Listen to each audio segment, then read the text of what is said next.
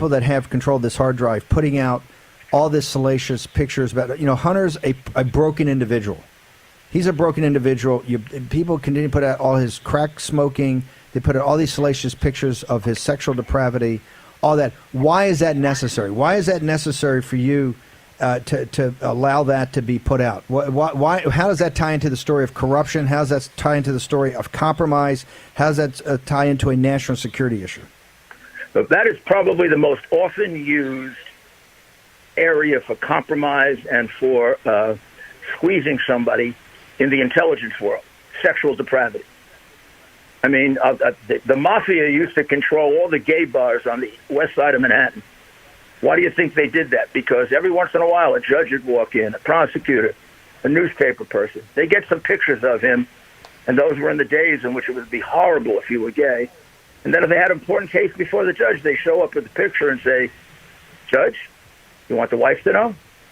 This has been going on for centuries. They surrounded the Bidens.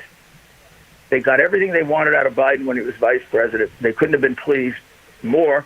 And they gave his son $1.5 billion for a completely useless private equity fund.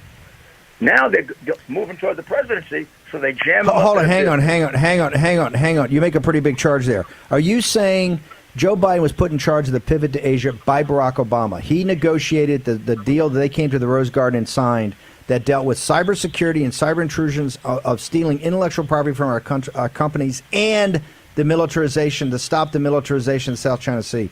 We know that both of those failed. But are you saying that you're accusing Biden of going soft on them on both the negotiation and the enforcement because of his financial and business relationships with the Chinese Communist Party? Well, Mr. Bannon, let me quote you back to you. I don't believe in conspiracies, but I do believe in coincidences.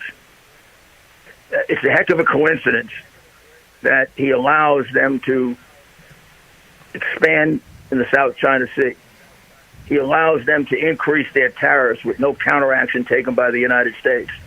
And at that time, the Chinese are pumping $1 billion and then $500 million more into a private equity fund that involves not just Hunter, but John Kerry's stepson, the Bank of China as their partner, and Whitey Bulger's nephew.